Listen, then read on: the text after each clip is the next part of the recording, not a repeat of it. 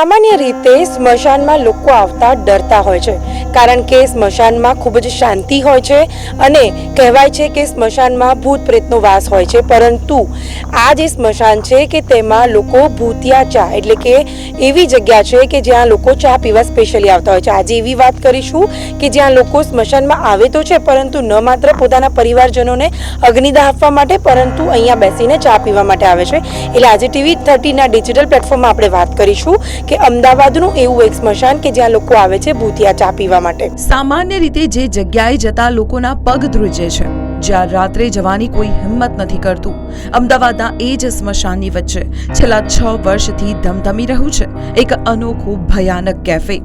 જી હા, સાંભળીને નવાઈ લાગશે, પણ અહીં રાતના અંધારામાં ચિતાઓની વચ્ચે ચાની કેટલી સળગે છે. લોકો ચા પીતા હોય છે અને તેની ફ્લેવર હોય અથવા તો તેનો જે સ્વાદ હોય છે તે રજવાડી ચા હોય, ઇલાયચીવાળી ચા હોય, આદુવાળી ચા હોય કે પછી ફુદીનાવાળી ચા હોય, પરંતુ અહીંયા મળે છે ચૂડેલ ચાય.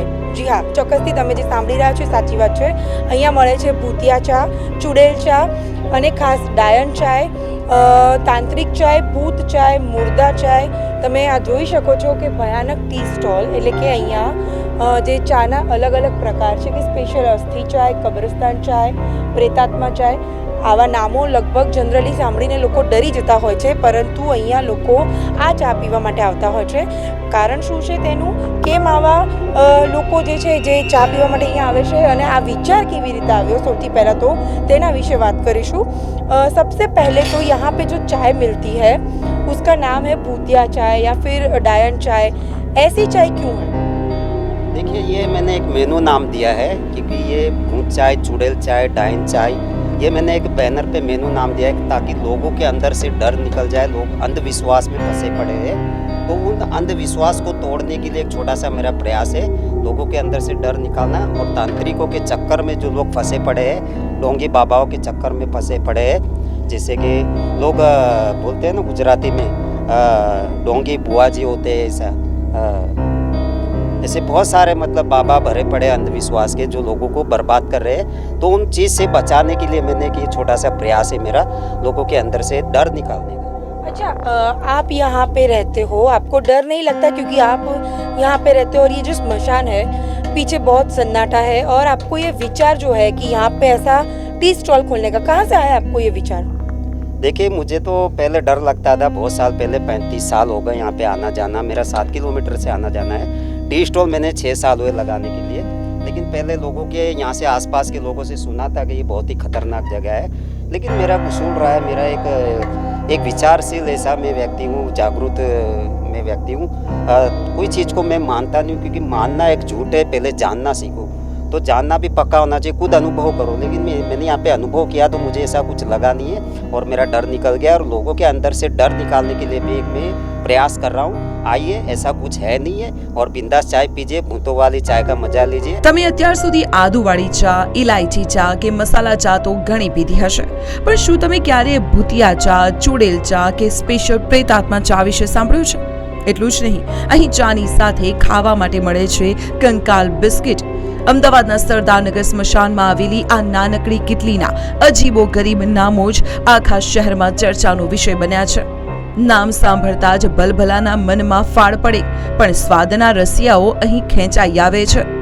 वो एक वहम डरावनी बातें थी, तो वो मेरे दिमाग में थी, लेकिन फिर उसके बाद तो फिर किताबें पढ़ते पढ़ते मेरा वो डर निकल गया था. क्योंकि मैं साइंस के हिसाब से मैं सोचता हूँ और अनुभव के हिसाब से सोचता हूँ.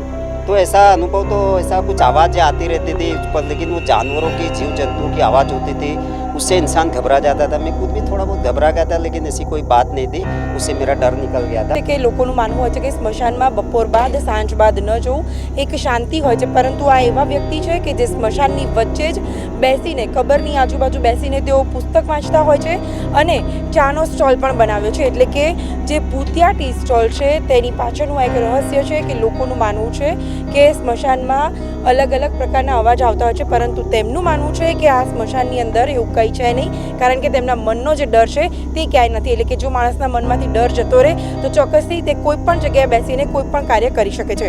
જે સ્મશાન માત્ર અંતિમ વિદાયનું સ્થાન ગણાતું હતું, ત્યાં આજે યુવાનો અને ચાના શોખીનો માટે કૌતુકનો વિષય બન્યું છે. હોરર ફિલ્મના સીન જેવો દેખાતો આ નજારો હવે અમદાવાદના લોકો માટે ડરને હરાવવાનો એક મોકો બની ગયો છે. લોકો અહીં આવે છે, ફોટા પાડે છે અને સ્મશાનના સન્નાટા વચ્ચે ગરમા ગરમ ચાની ચુસ્કી માણે છે. તો દોસ્તો, આ છે અમદાવાદનું અનોખું ભૂતિયા ભયાનક કેફે. જો તમને પણ એડવેન્ચર ગમતું હોય તો શું તમે સ્મશાનની વચ્ચે જઈને ચૂડેલ ચા પીવાની હિંમત કરશો? અમને કમેન્ટ બોક્સમાં જરૂર જણાવજો. તો જે રીતે આપણે જોયું કે અવનવી જગ્યા ઉપર અવનવી વસ્તુઓ મળતી હોય છે, પરંતુ આ એક અલગ જ એક્સપિરિયન્સ છે કે લોકો અહીંયા આગળ ચા પીવા માટે આવે છે. TV13ના ડિજિટલ પ્લેટફોર્મ પર આજે આપણે એક અલગ જ જગ્યાની સ્ટોરી વિશે વાત કરી કે જ્યાં આગળ લોકો પોતાના પરિવારજનોને અગ્નિદાહ આપવા માટે આવતા હોય છે, પરંતુ અમદાવાદની આ જે સરદારનગર પાસે આવેલું આ જે સ્મશાન ગૃહ છે ત્યાં ભૂતિયા ચા મળી રહી છે કે જે લોકો માટે ક્યાંક ને ક્યાંક એક બીક તો છે, પરંતુ જે લોકો છે કે જે આવા લોકો છે કે જેના મનમાં કોઈ ડર નથી, જેના મનમાં કોઈ એવી ભય નથી, તેવા લોકો અહીંયા આગળ આવીને ચાની જાયફત મારતા હોય છે. કેમેરા પર્સન જનક ચૌધરી સાથે પ્રિંદા રાવલ, TV13 અમદાવાદ.